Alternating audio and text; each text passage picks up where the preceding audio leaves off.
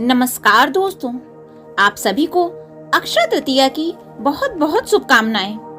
आज मैं आपको माँ लक्ष्मी की एक बहुत ही प्रचलित कहानी सुनाने जा रही हूँ। ध्यान से सुनिए। किसी गांव में एक सेठ जी रहते थे जिनके पास धन धान्य की कोई कमी नहीं थी। उनके दो बेटे थे। बड़ा बेटा था राम और छोटा बेटा था श्याम। बड़े बेटे की शादी हो गई थी। उसकी पत्नी शीला बहुत ही संस्कारी व सुलझी हुई थी। वह हमेशा अपने पूरे परिवार का ध्यान रखती थी। सेठ जी व उनका पूरा परिवार माँ लक्ष्मी के परम भक्त थे। वह हर साल अक्षय तृतीया के दिन भगवान विष्णु व लक्ष्मी की विशेष पूजा करते, दान करते, ब्राह्मणों को भोजन कराते व उस दिन कोई भी सोने का आभूषण खरीदकर माँ लक्ष्मी को अर्पण करते और पूजा के बाद सेठ जी उस गहने को अपनी बहू शीला को दे देते। इस प्रकार कई वर्षों से यही परंपरा चली आ रही थी। माँ लक्ष्मी की इस परिवार पर विशेष कृपा थी। सेठ जी का व्यापार लगातार बढ़ता ही जा रहा था। कुछ दिनों के बाद सेठ जी ने अपने छोटे बेटे का विवाह कराया। श्याम की पत्नी इस परिवार से बिल्कुल विपरीत स्वभाव की थी।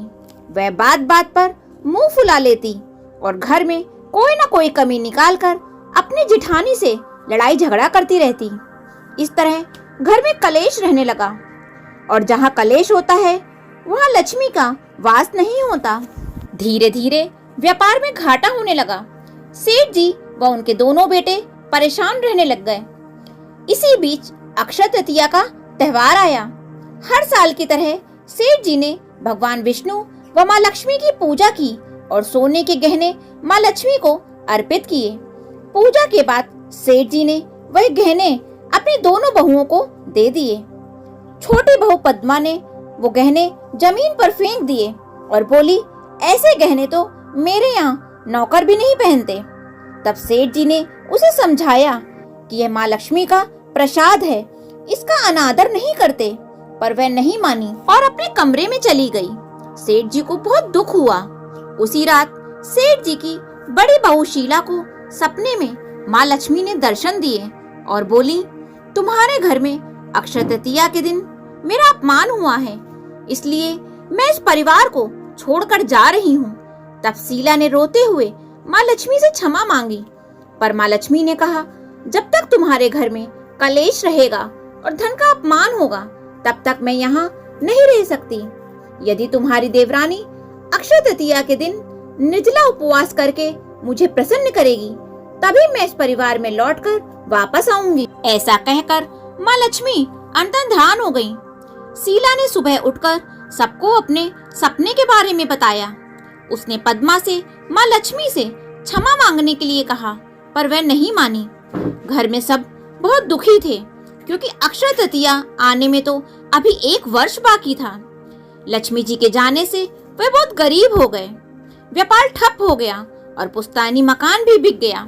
पूरा परिवार गांव के बाहर एक झोपड़ी में रहने लगा और एक दिन ऐसा भी आया कि घर में खाने के लिए कुछ भी नहीं बचा। तब छोटी बहू पद्मा ने अपने पति से कहा, मैं तो अपने मायके जा रही हूँ, जब तुम्हारे पास सब ठीक हो जाए तो मुझे बुला लेना। यह कहकर वे अपने मायके चली गई। पर वहाँ उसके पिता को सारी बातों का पहले से ही पता था, इसलिए उन्होंने उसे अपने घर से निकाल दिया और बोले, तूने माँ लक्ष्मी का अपमान करके अपने ससुराल वालों को निर्धन कर दिया।